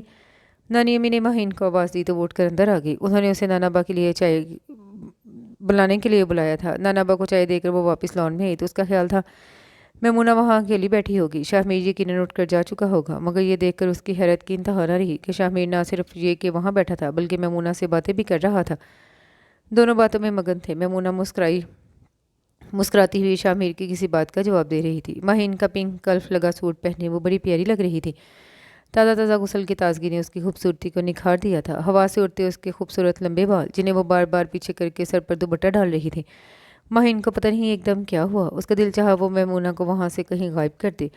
جب وہ لڑکی ہو کر اس کے حسن سے اتنی بری طرح متاثر ہے تو شاہ میر اس سے آگے اسے سوچا ہی نہیں جا سکا۔ وہ تیز تیز قدموں سے چلتی ان لوگوں کے پاس آ گئی۔ آؤ میمونہ، تمہیں نانی امی بلا رہی ہیں۔ اس نے میمونہ کا ہاتھ پکڑ کر اسے اٹھایا تو وہ فوراً کھڑی ہو گئی۔ شاہ میر خاموشی سے اسے دیکھ رہا تھا۔ اندر آ کر وہ میمونہ کو نانی امی کے پاس لے آئی اور ادھر ادھر کی باتیں شروع کر دی، مگر دل کی بے چینی اپنی جگہ برقرار تھی۔ وہ اپنی کیفیت خود ہی نہیں سمجھ پا رہی تھی۔ اسے شاہ میر کی 3-4 ماہ پہلے خاندان کی شادی کی تقریب میں کہیں باتیں آ رہی تھیں۔ عماد اور ہینا کی مہندی کی تقریب میں جب وہ تمام کزنز اکٹھے ہوئے باتوں باتوں میں شاہ میر کو اس کی کسی کلاس فیلو کے حوالے سے چھیڑ رہے تھے تو وہ سب کی چھیڑ چھاڑ کے جواب میں بولا تھا، وہ صرف کلاس فیلو ہے اور بس، میری آئیڈیل لڑکی تو تم لوگ دیکھو گے تو دھنگ رہ جاؤ گے۔ وہ مسکراتے ہوئے بولا، اچھا ہم بھی تو سنیں وہ کیسی ہوگی۔ عماد شرارتی انداز میں بولا، اس کی آنکھیں ہیزل گرین ہوں گی، گھٹنوں کو چھوتے لمبے سلکی بال، جب وہ مسکرائے گی تو ایسا لگے گا جیسے ساری کائنات مسکرا رہی ہے، جو رنگ پہنے گی ایسا لگے گا بنا ہی اس کے لیے ہے، سادہ و معصوم، دھیمے سروں میں بولتی، اس کے ہر انداز میں نزاکت اور نفاست ہوگی۔ شاہ میر خوابناک لہجے میں بولا اور سب کے بے ساختہ کہکہوں اور مختلف جملوں سے کمرہ گونج اٹھا تھا۔ اس وقت اور سب کی طرح مہین کو بھی شاہ میر کی بات مذاقی محسوس ہوئی تھی۔ اس نے اسے انجوائے بھی بہت کیا تھا، مگر آج وہ جس طرح بیٹھ کر میمونہ سے باتیں کر رہا تھا یہ بالکل عام ہرگز نہیں تھا، نہ ہی وہ اتنا مہمان نواز تھا کہ اسے مہمان سمجھ کر ازرائے تکلف اس کے پاس بیٹھتا۔ اس کا کل میمونہ کو دیکھ کر ٹھٹک کر رک جانا بھی اچانک ہی مہین کو کھلنے لگا تھا۔ میمونہ ہو بہو شاہ میر کے بتائے خیالی پیکر کی عملی تصویر تھی۔ بظاہر سب کے ساتھ بیٹھ کر کھانا کھانے اور باتیں کرنے کے باوجود وہ اپنی بے کلی اور بے اطمینانی کم نہیں کر پائی۔ آج وہ شاہ میر کے ہر عمل کو بغور دیکھ رہی تھی تو اسے کئی تبدیلیاں محسوس ہو رہی تھیں۔ روزانہ تو یہ کافی پی کر کچھ دیر باتیں کر کے اپنے کمرے میں چلا جاتا ہے، آج ابھی تک یہاں کیوں بیٹھا ہے؟ وہ دل ہی دل میں سوچ رہی تھی۔ جب سب سونے کے لیے اٹھے تبھی وہ بھی کھڑا ہوا۔ سونے کے لیے لیٹی تو نیند آنکھوں سے کوسوں دور تھی۔ دل ایک دم اتنا اداس ہو رہا تھا کہ اپنے برابر لیٹی میمونہ کو وہ کتنی دیر تک بغور دیکھتی رہی۔ صبح وہ معمول کے برخلاف جلدی سو کر اٹھ گئی تھی۔ منہ ہاتھ دھو کر نیچے آئی تو سب لوگ ناشتے کی میز پر موجود تھے۔ نانا با آج کیا تاریخ ہے؟ شاہ میر نے ایک شرارتی نگاہ اس پر ڈال کر بڑی سنجیدگی سے دریافت کیا۔ 20 تاریخ ہے؟ کیوں؟ تمہیں اچانک تاریخ کا کیوں خیال آیا؟ نانا با نے حیرت سے پوچھا تھا۔ مہین اس کا طنز سمجھ چکی تھی، اسی لیے بغیر اس کی گفتگو پر کوئی دھیان دیے آملیٹ کے ساتھ انصاف کرنے لگی۔ بس ویسے ہی مجھے لگا آج شاید کوئی خاص دن ہے۔ نانا با اس کی بات کا مطلب سمجھ کر مسکرائے تھے۔ ویری فنی، وہ حسب عادت چڑ گئی اور شاہ میر بیٹھا مسکراتا ہوا اسے مزید چڑھا رہا تھا۔ صحیح تو کہہ رہا ہے، وہ اتنی دیر تک سونا کوئی اچھی بات تو نہیں۔ چھٹیاں ہیں تو کیا، اب اس کا یہ مطلب نہیں ہے کہ بندہ 11 بجے تک پڑا سوتا رہے۔ رات کو جلدی سویا کرو تاکہ وقت پر آنکھ کھلے۔ فجر میں بھی روزانہ اتنی آوازیں دیتی ہوں مگر تم ٹس سے مس نہیں ہوتی۔ نانی اماں کا اپنے من پسند موضوع یعنی اس کے آتے سدھارنے کی طرف متوجہ ہو گئی تھی۔ قبر میں بھی سب سے پہلے نماز کے بارے میں باس پرس ہوگی، ہے نا نانی امی؟ وہ معصومیت سے دریافت کرتا مہین کو سخت برا لگا۔ اس کا دل چاہا سامنے بڑی فروٹ باسکٹ اس کے سر پر دے مارے۔ کیا صبح ہی صبح سب میری بیٹی کے پیچھے پڑ گئے ہیں؟ نانا باغ نے خفگی سے شاہ میر کی طرف دیکھا تھا۔ شاہ میر کو ناشتے کے بعد گھر پر ہی موجود دیکھ کر اسے خاصا تعجب ہوا۔ وہ تو کراچی میں بھی گھر پر کم ہی ٹکا کرتا تھا۔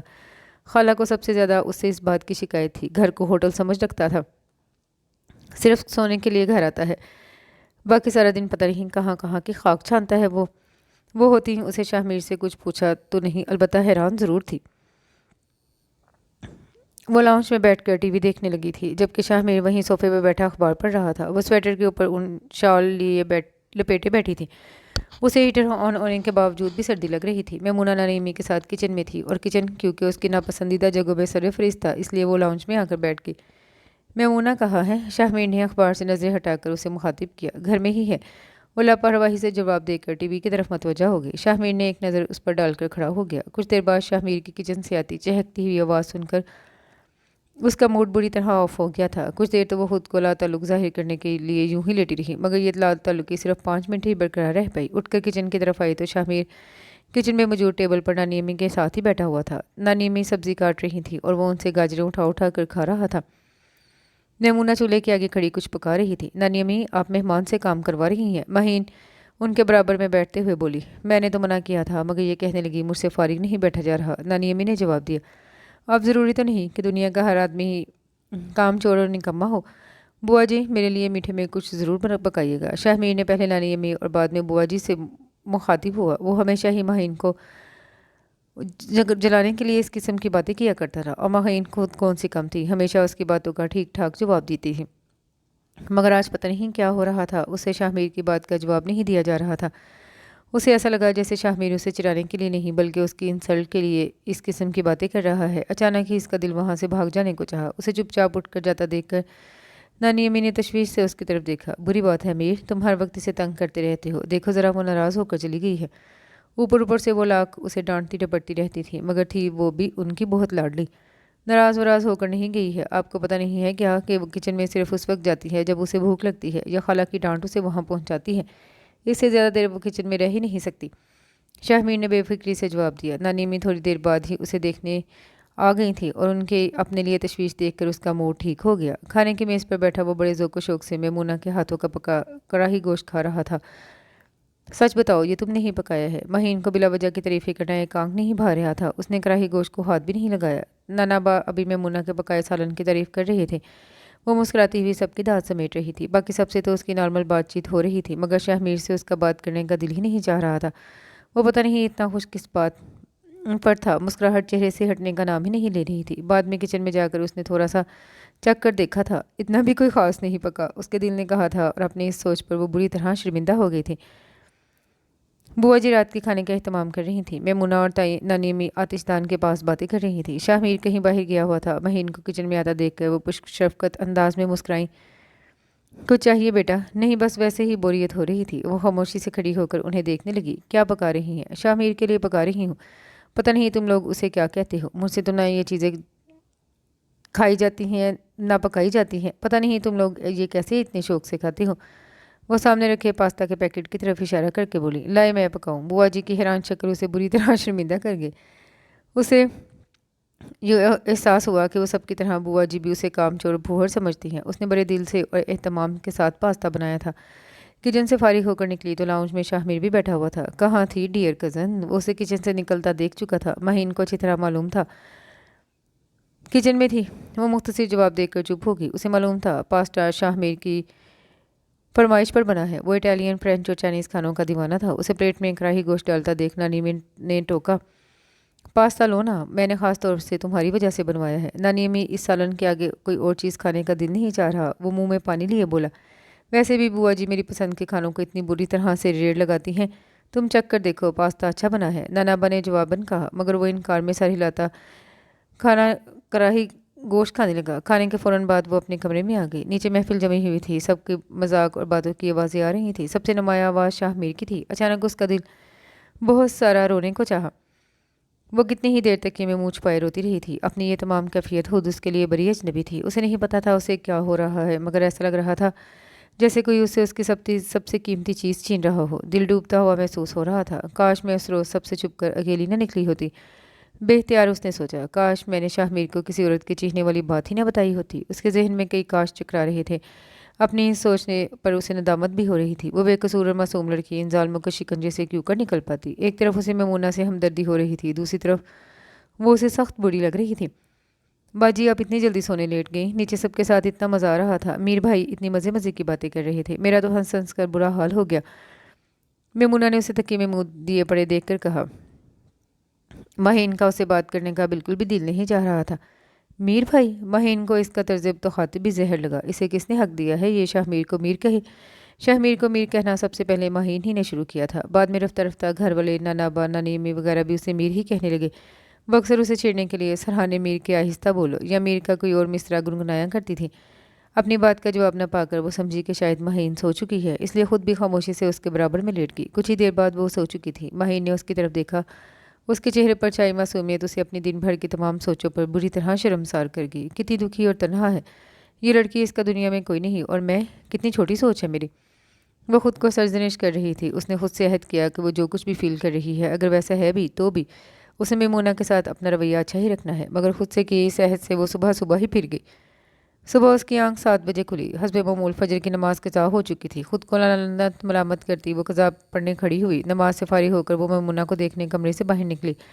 यकीनन उसने उसे नमाज पढ़ने के लिए उठाया होगा और वो उठी नहीं होगी।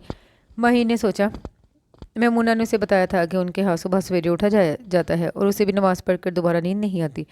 उसने घर का कोना कोना छान लिया, मगर मैमूना नहीं मिली। वो परेशान होगी। नानी अम्मी, पता नहीं मैमूना कहाँ चली गई। तख्त पर बैठी कुरान शरीफ पढ़ती नानी अम्मी को उसने भरे घबराए हुए अंदाज में इतला दी। जवाब में नानी अम्मा ने बड़े इत्मीनान का मुजाहरा किया, तुम्हारे नानाबा और मीर उसे साथ वॉक के लिए ले गए हैं। नानाबा उसे भी कई बार कहा था वो सुबह उन लोगों के साथ वॉक के लिए जाया करे, मगर उससे जल्दी उठा ही नहीं जाता था। वो चुपचाप नानी अम्मी के पास बैठ गई। उठी गई हो तो जाकर बुआ जी का थोड़ा हाथ बटा दो, बेचारी अकेली लगी हैं। नानी अम्मी के टोकने पर वो उठकर किचन में आ गई। शाहमीर और मैमूना को एक साथ लाउंज में दाखिल होता देखकर उसके दिल को जैसे किसी ने मसल दिया था। दोनों एक साथ कितने खुश लग रहे थे। नानाबा को उनके दोस्त मिल गए थे। हम लोग इसीलिए पहले आ गए। वो नानी अम्मी को जवाब देता वहीं बैठ गया। बुआ जी के साथ मिलकर उसे नाश्ता लगाते देखकर वो मानी खेज अंदाज में मुस्कुराया था। लगता है अब की बार आप लोगों को यहाँ से सुगर बनाकर भी भेजेंगी, वो उसे सुनाने के लिए ज़ोर से बोला। जवाब में नानी अम्मी बेसाख्ता मुस्कुरा दी, जबकि वो बदस्तूर संजीदगी से काम करती रही थी। जुबैदा और शहबाज भी गिरफ्तार किए जा चुके थे। पोस्टमार्टम की रिपोर्ट से ये बात साबित हो चुकी थी कि मैमूना के बाबा को काफ़ी अरसे से स्लो पॉइजनिंग की जा रही थी। महीन के ख्याल से मैमूना का मसला हल हो चुका था। अब उसे वापस अपने गांव चले जाना चाहिए था। अपनी इस सोच पर उसे एक पल में के लिए शर्मिंदगी हुई, मगर वो नानी अम्मी से ये बात कहे बिना रह भी नहीं पाई। नानी अम्मी ने उसकी बात सुनकर बड़ी हैरत से उसकी तरफ देखा। ऐसे कैसे अकेली बच्ची को वहाँ भेज दे, बेचारी का वहाँ अब है ही कौन। उन्होंने संजीदगी से कहा, तो क्या अब ये मुस्तकिल यहीं रहेगी, कभी वापस जाएगी ही नहीं। वो अपनी बात पर कायम थी। सच बात तो यह है, अब मुझे भी इस बच्ची से अजीब सी अनसियत हो गई है। हम दोनों वैसे भी यहाँ अकेले परेशान हो जाते हैं। तुम लोगों के जाने के बाद इसके होने से घर में रौनक रहेगी। दौलत बहुत बुरी चीज़ है। इसकी दौलत, कम उम्री और मासूमियत से कोई भी फ़ायदा उठा सकता है। कोई अच्छा लड़का देखकर इसकी शादी कर देंगे जिसे इसकी दौलत का लालच ना हो, फिर आराम से अपने शोहर के साथ अपने गाँव जाए, अपनी ज़मीनों की देखभाल करे। तब तक इसका यहीं रहना मुनासिब है। नानी अम्मी ने तफसीली जवाब दिया। नानाबा अपने किसी काम से शाहमीर को कोयटा भेज रहे थे। निकलते वक्त नानी अम्मी ने उसे एक लंबी चौड़ी लिस्ट पकड़ा कर कहा, ये कुछ चीज़ें वहाँ से मंगवानी है, यहाँ से ले आना। मेमूना के लिए 4-5 रेडीमेड सूट भी ले आना। सर्दी की वजह से मैं तो बाजार जा ही नहीं पा रही। फिलहाल इन कपड़ों से काम चला लेगी, फिर बाद में उसे साथ ले जाकर उसकी पसंद के कपड़े दिलवाऊंगी। शाहमीर ने बगैर मुंह बनाए बड़े इत्मीनान से लिस्ट ले ली। माहिन बज़ाहिर मेमूना के साथ बातों में मसरूफ़ थी, मगर ध्यान सारा उसी की तरफ था। उसे तो खाला या अपनी बहनों को सख्त बुरा लगा करता था। अक्सर वो साफ इनकार कर देता, भाई मुझे ये ख़वातीन की शॉपिंग सख्त जहर लगती है, मुझे तो आप लोग माफ़ी रखें। और आज वो कितने आराम से बगैर कोई एतराज़ किए चला गया। रात तकरीबन 9 बजे उसकी वापसी हुई थी। पोर्च में गाड़ी रुकने की आवाज़ से ही वो समझ गई शाहमीर आ गया है। हाथ में 3-4 शॉपर्स उठाए वो अंदर दाखिल हुआ। मीर भाई आगे, मेमूना खुशी से भरपूर लहजे में बोली। माहीन और वो दोनों किचन में मसरूफ़ थे। बुआ जी की तबीयत ठीक नहीं थी, इसलिए आज सारा काम इन दोनों ने ही मिलकर किया। मेमूना सारा काम छोड़ छाड़ कर बाहर भागी। माहीन खामोशी से खड़ी उसका बेताबाना अंदाज देख रही थी। आपके बगैर इतनी बोर हो रही थी। मैं बहन भाजी से भी यही कह रही थी, मीर भाई नहीं है तो घर में कितना सन्नाटा हो रहा है। वो लॉन्च में मीर के पास खड़ी थी। खुशी और सरशारी उसके हर अंदाज से जाहिर थी। शाहमीर उसके अंदाज पर हंस पड़ा। चलो, इस तरह मुझे अपनी अहमियत पता चल गई। अच्छा ये देखो, मैं तुम्हारे लिए क्या लाया हूँ। वो सोफे पर फैल कर बैठता हुआ बोला। मेमूना भी खुशी खुशी सामने फ्लोर कुशन पर बैठ गई। शाहमीर ने शॉपर उसके हाथ में पकड़ाया। वो एक एक करके तमाम सूट बड़े शौक से देख रही थी। भाई ये सब सूट तो नानी अम्मी ने मंगवाए हैं, तुम्हें पसंद आएंगे या नहीं ये मुझे नहीं पता, अलबत्ता ये सूट मेरी तरफ से तुम्हारे लिए गिफ्ट है और ये तुम्हें यकीनन पसंद आएगा। वो एक डब्बा खोलकर उसके सामने रखते हुए बोला। अंदर ब्लैक कलर का बेहद खूबसूरत और दीदादीप सूट रखा। माहीन को दूर से ही नजर आ गया। बहुत अच्छा है, बहुत प्यारा है, मुझे ये रंग बहुत अच्छा लगता है। वो सूट निकाल कर देखने लगी। माहीन भाजी को दिखाकर आती हूँ। वो सूट हाथ में लिए किचन की तरफ आई थी और उसे इस तरफ आता देखकर वो जल्दी से ओवन की तरफ मतवजा हो गई। देखे माहीन बाजी, मीर भाई मेरे लिए कितने प्यारा जोड़ा लाए हैं। वो दीदा जेब रंगों से कढ़े इस स्टाइलिश सूट को उसके सामने करते हुए बोली। बहुत प्यारा है ये कलर तुम्हारे ऊपर बहुत अच्छा भी लगेगा। वो ज़बरदस्ती मुस्कुराई। शाहमीर ने उसे आज तक कभी तोहफे में कुछ ना दिया था। वो सब कज़न्स आपस में ईद पर एक दूसरे की सालगिरह या किसी और कामयाबी पर गिफ्ट्स का तबादला किया करते, मगर शाहमीर ने उसे कभी किसी मौके पर कुछ ना दिया था। शायद इसकी वजह ये रही हो कि उन दोनों की आपस में कभी बनी ही नहीं थी। माहीन ने फिर भी 1-2 बार उसे गिफ्ट दिया था, मगर शाहमीर ने ऐसी जहमत कभी ना की थी। ये बात आज से पहले उसने कभी महसूस भी नहीं की थी कि वो और तो सब कज़न्स को कभी न कभी गिफ्ट और कार्ड दे दिया करता था, मगर उसे नहीं। आज ये बात उसे बड़ी शिद्दत से महसूस हुई थी।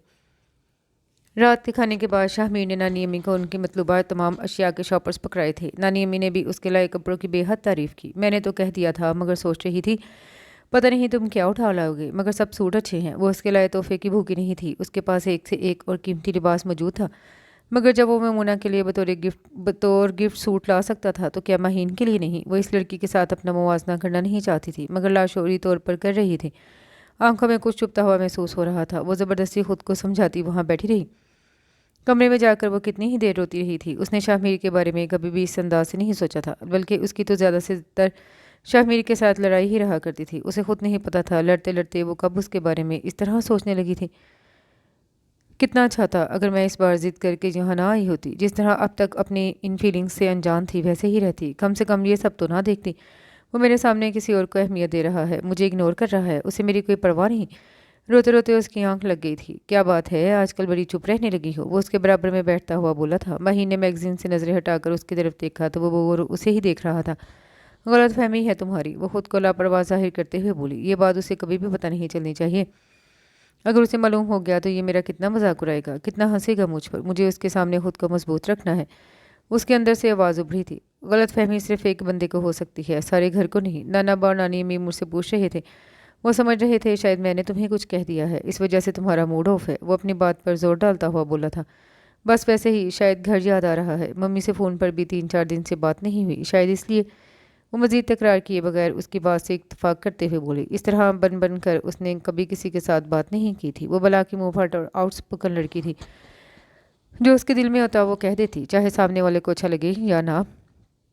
وہ کبھی کسی مصلحت کو خاص طور پر خاطر میں نہیں لاتی تھی، مگر آج اسے ایسا کرنا پڑ رہا تھا تو بہت تکلیف ہو رہی تھی۔ میر بھائی، میمونہ شاہ میر کو آواز دیتی لان میں آ گئی۔ دیکھیں، میں نے آپ کے لیے اخروٹ کا حلوہ بنایا ہے، کھا کر بتائیں کیسا بنا ہے۔ وہ پلیٹ اس کے ہاتھ میں پکڑا کر خود بھی سامنے ہی بیٹھ گئی۔ لڑکی، تم میری سمارٹنیس کا ناس مار رہی ہو۔ یہ حلوے کھا کر میرا کیا حال ہوگا ذرا بتاؤ۔ لگتا ہے اب مجھے شام میں بھی 1 گھنٹہ جوگنگ کرنی پڑے گی، وہ مصنوعی خوف کی ظاہر کرتا ہوا بولا تھا۔ جواب میں میمونہ ہنس پڑی۔ وہ اچانک پس منظر میں چلی گئی، اس جگہ جیسے وہ موجود ہی نہیں تھی۔ وہ دونوں سے لا تعلق آپس میں مصروف تھے۔ اسے اٹھتا دیکھ کر میمونہ تعجب سے بولی، ماہین باجی کیا ہوا، کہاں جا رہی ہیں؟ اچھا ذرا یہ حلوہ کھا کر بتائیں کیسا بنا ہے۔ میر بھائی میری اتنی محنت سے بنائے حلوے کا مذاق اڑا رہے ہیں۔ وہ پلیٹ اس کی طرف کر کے بڑی معصومیت سے بولی۔ ماہین کو اس پل وہ بے انتہا بری لگ رہی تھی۔ مجھے اخروٹ کا حلوہ پسند نہیں ہے، وہ بے مربتی سے جواب دیتی اندر آ گئی۔ میمونہ کے لیے اس کا یہ انداز بالکل نیا تھا۔ کیا ہوا؟ ماہین باجی کو آپ نے کچھ کہا ہے؟ وہ شاہ میر سے مخاطب ہوئی۔ مجھے کیا پتا کیا ہوا ہے، خود ہی جا کر پوچھ لو، وہ بڑے اطمینان سے بولا تھا۔ وہ اس طرح کبھی بھی نہیں بولتی، آپ ہی نے کچھ کہا ہوگا، وہ بے اعتباری سے بولی تھی۔ اچھا تم اب یہ ماہین نامہ بند کرو اور مجھے سکون سے حلوہ کھانے دو، وہ ہنوز مطمئن انداز میں بولا تھا۔ جرمنی سے نانابا کے دوست اور ان کی فیملی پاکستان آئی ہوئی تھی۔ بطور خاص نانابا سے ملنے کے لیے وہ لوگ زیارت بھی آئے، تو نانابا نے ان کے آنے کی خوشی میں ڈنر کا اہتمام کیا، جس میں انہوں نے اپنے خاص دوستوں اور ان کی فیملیز کو بھی مدعو کیا تھا۔ 20-25 مہمانوں کی وہ گیٹ ٹوگیدر اچھی خاصی پر رونق اور ہنگامہ پرور تھی۔ اتنے دنوں کے طاری جمود کے بعد وہ بھی پارٹی کی تیاریوں میں لگ کر مطمئن ہو گئی۔ میمونہ کے ساتھ اس کا انداز معمول کے مطابق تھا۔ شاہ میر سے بھی بات چیت ہو رہی تھی۔ میمونہ نے شاہ میر کا لایا بلیک سوٹ پہنا تھا۔ اس کی تیاری کے آگے میمون کا اپنا پرپل ویلویٹ کا سوٹ ایک دم بکواس لگنے لگا۔ وہ خود کو سرزنش کرتی بوا جی کے ساتھ دعوت کے تمام انتظامات دیکھنے میں مگن تھی۔ لان میں فنکشن کا سارا ارینجمنٹ کیا گیا تھا۔ شاہ میر لان میں کھڑا ملازمین سے سٹنگ ارینجمنٹ میں کچھ رد و بدل کروا رہا تھا۔ ماہین ذرا کمرے میں سے میرا والٹ لا دو پلیز۔ وہ جیبوں میں ہاتھ ڈال کر والٹ تراش کرنے کے بعد اس سے مخاطب ہوا۔ پہلے جیسی بات ہوتی تو وہ ترخ کر جواب دیتی، خود لاؤ، میں تمہاری نوکر نہیں ہوں، مگر اس وقت وہ بغیر کچھ بولے چپ چاپ اندر آ گئی تھی۔ آج کل اس کا دل اتنا بے چین اور مضطرب رہتا تھا کہ اسے کسی سے بات کرنا اچھا ہی نہیں لگتا تھا۔ شاہ میر کے کمرے میں آئی تو والٹ کہیں بھی نظر نہیں آیا۔ یہ تو اس سے پوچھا ہی نہیں والٹ کہاں رکھا ہے، وہ جھنجھلائی تھی۔ اسٹڈی ٹیبل پر دیکھا، اس کے بعد بیڈ کی سائڈ ٹیبل پر، مگر والٹ نادارت۔ سائڈ ٹیبل کے دراز کھول کر دیکھا تو سامنے ہی والٹ پڑا تھا۔ وہ والٹ اٹھا کر دراز واپس بند کرنے ہی والی تھی کہ اس کی نظر دراز کے سب سے آخری کونے میں رکھی نیلے رنگ کی مخملی ڈبیا پر پڑی۔ وہ دراز بند کر کے فوراً وہاں سے ہٹ جانا چاہتی تھی، مگر فطری تجسس اسے ایسا کرنے سے روک رہا تھا۔ بری بات ہے، یہ غیر اخلاقی حرکت ہے، کسی کی چیزوں میں بغیر اجازت گھسنا انتہائی بےہودہ حرکت ہے۔ وہ ان تمام آوازوں کو نظر انداز کرتی ڈبیا نکال چکی تھی۔ کھولے بغیر ہی اندازہ تھا کہ اس میں کوئی جیولری ہے۔ کھول کر دیکھا تو اس میں ایک بے حد خوبصورت، نازک اور نفیس نیکلس رکھا تھا، سونے کی موٹی سی چین اور نیچے خوبصورت نگ جرا ہوا لاکٹ جس میں ایم بنا ہوا تھا۔ اتنا قیمتی تحفہ وہ کسے دینے والا تھا؟ یہ بات سوچ کر اس کا دل بیٹھنے لگا۔ سب کچھ اس کی نظروں کے سامنے ہی تو تھا۔ شاہ میر کا میمونہ کے لیے غیر معمولی التفات، اس کو ضرورت سے زیادہ توجہ دینا، یہ سب کچھ یوں ہی تو نہ تھا، یہ تو متوقع تھا۔ پھر اسے اتنا دکھ کس بات پر ہو رہا ہے؟ اس نے اپنے آنسو بے دردی سے صاف کیے، ڈبیا واپس دراز میں رکھ کر وہ کمرے سے باہر نکل آئی۔ ملازمین کے ہاتھ شاہ میر کا والٹ بھجوا کر وہ ادھر ادھر کے کاموں میں خود کو مصروف کرنے لگی۔ فنکشن بے حد شاندار رہا تھا۔ کھانے کے بعد نانابا کے دوست ان سے مخاطب ہوئے۔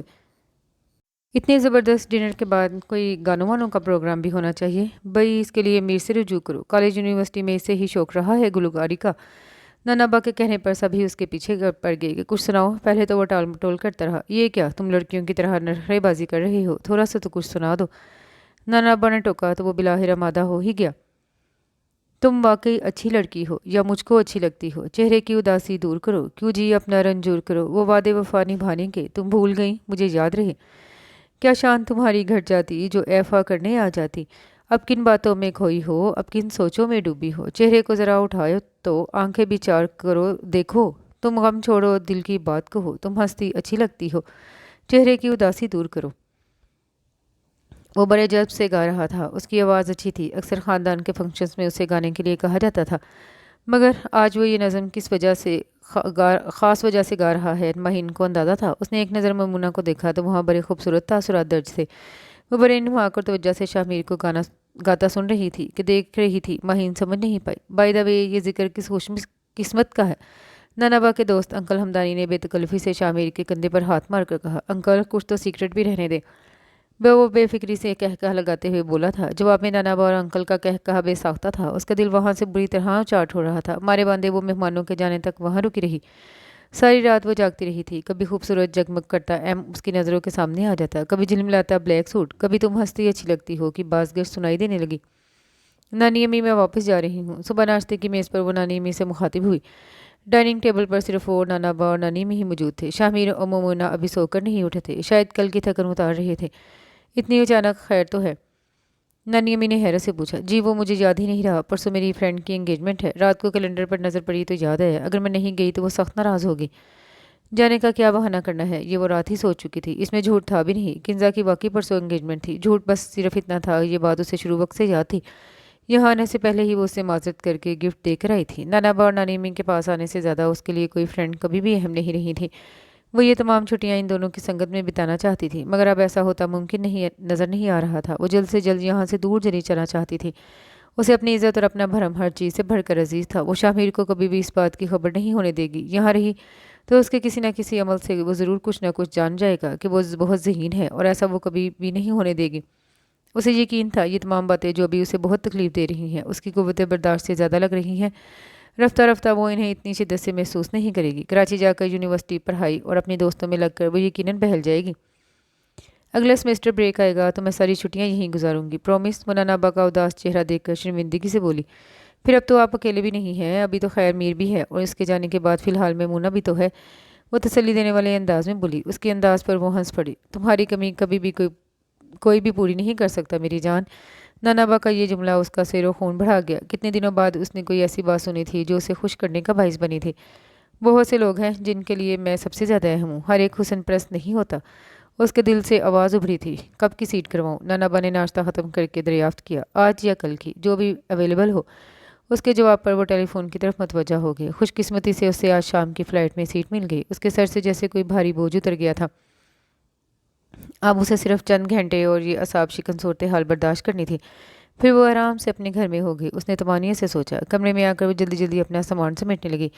मेमूना वॉशरूम से निकली तो उसे सामान पैक करता देखकर ताज्जुब से बोली, क्या हुआ, आप कहीं जा रही हैं क्या? हाँ, वो मुख्तसर जवाब देकर अपने काम में मसरूफ़ हो गई। कहाँ? वो बेख्तियार उसके पास आ गई। कराची। जवाब फिर मुख्तसर था। लेकिन अभी तो आपकी छुट्टियां बाकी हैं, और कल तक तो आपका ऐसा कोई प्रोग्राम नहीं था। इतनी अचानक क्यों जा रही हैं? ऐसा लग रहा था जैसे उसके जाने का सुनकर वो परेशान हो गई है। भाई आज या कल मुझे वापस तो बहरहाल जाना ही था। मेरी दोस्त की मंगनी है, इसलिए जा रही हूँ। उसकी मासूम सादा शक्ल ज़्यादा देर उसे सख्त अंदाज बरकरार रखने में नाकाम कर गई। अभी मत जाएं प्लीज़।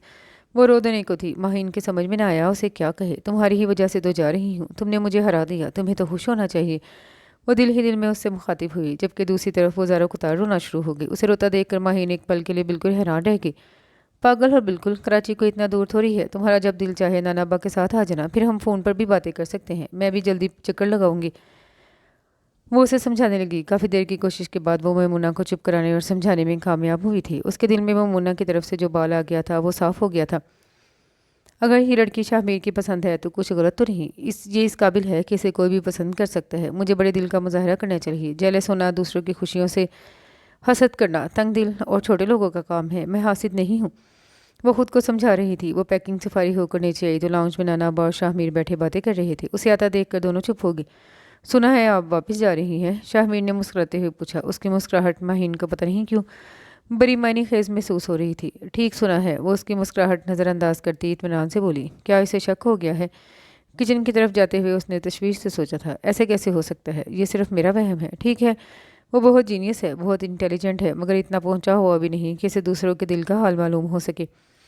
उसने खुद अपनी ही सोच की नफ़ी की। शाहमीर इसके बाद भी काफ़ी देर बैठा नानाबा से पता नहीं कौन से मुज़ाकरात करता रहा। उसके बाद वो पता नहीं कहाँ चला गया। लंच के बाद उसकी वापसी हुई। शाम 4 बजे उसकी रवानगी थी। उसे एयरपोर्ट छोड़ने नानाबा जा रहे थे। नानी अम्मी और मेमूना ने उसे गेट तक आकर खुदा हाफिज़ कहा। जब अदालत से ज़ुबैदा और उसके भाइयों को सज़ा सुना दी जाए तो मुझे ये खुशखबरी फ़ौरन सुनाना, उसने मेमूना का हाथ थाम कर गर्मजोशी से कहा था। उसने उस बात में गर्दन हिला दी। शाहमीर शायद अपने कमरे में सो रहा था। वो उसे छोड़ने एयरपोर्ट क्यों नहीं जा रहा, या खुदा हाफिज़ कहने क्यों नहीं आया? माही ने एक दफ़ा भी नहीं सोचा। इस किस्म के मैनर्स इन दोनों ही ने कभी भी एक दूसरे के लिए शो नहीं किए थे। नानाबा से रुखसत होकर اپنا ہینڈ بیگ اور بورڈنگ پاس ہاتھ میں لیے وہ ویٹنگ لاؤنج پہ آ گئی۔ اس کی فلائٹ کا ٹائم ہونے ہی والا تھا۔ اس نے گھڑی کی طرف دیکھ کر سوچا، وہ آتے جاتے لوگوں کو دیکھتی پتہ نہیں کیا کیا سوچے جا رہی تھی۔ آتے وقت کا سفر جو اس نے شاہ میر کی سنگت میں طے کیا تھا یاد آ رہا تھا۔ کیا پتہ تھا یہاں سے میں بالکل خالی ہاتھ واپس لوٹوں گی۔ ایسا لگ رہا تھا جیسے کسی نے آنکھوں میں ریت بھر دی ہے۔ یہ کیسا بچپنا ہے۔ وہ خود سے خفا ہوئی۔ اس کے برابر والی سیٹ پر کوئی آ کر بیٹھا تھا۔ ارد گرد کئی سیٹیں خالی پڑی تھیں۔ اسے اس برابر آ کر بیٹھنے والے پر سخت تاؤ آیا۔ بلا وجہ لڑکیوں کو دیکھ کر فری ہونا۔ وہ ایک سخت نگاہ اس بندے پر ڈال کر وہاں سے اٹھ جانا چاہتی تھی کہ ایک سرگوشی نما گنگناہٹ سن کر ٹھٹک گئی۔ تم ہنستی اچھی لگتی ہو۔ یہ آواز تو وہ لاکھوں آوازوں میں پہچان سکتی تھی۔ میر تم؟ وہ ہونک نظروں سے اسے دیکھ رہی تھی۔ جی میں، چھوٹی خالہ نے تمہیں میری نگرانی اور سرپرستی میں یہاں بھیجا تھا۔ تم نے یہ کیسے سوچ لیا کہ تمہیں اکیلے جانے دیا جائے گا؟ وہ مسکراہٹ دباتے ہوئے سنجیدگی سے بولا تھا۔ میں کوئی بچی نہیں ہوں جسے تمہاری نگرانی میں دیا جائے۔ وہ تب گئی تھی۔ اچھا، تو ماہین انصاری بڑی ہو چکی ہیں۔ تبھی ایئرپورٹ کے ویٹنگ لاؤنج میں بیٹھ کر آنسو بہا رہی تھی۔ وہ اس کی گال پر ٹھہرے آنسو کو اپنی انگلی کے پور پر روکتا ہوا بولا۔ اسے خبر ہی نہیں ہوئی تھی کب اس کی آنکھ سے آنسو بہا تھا۔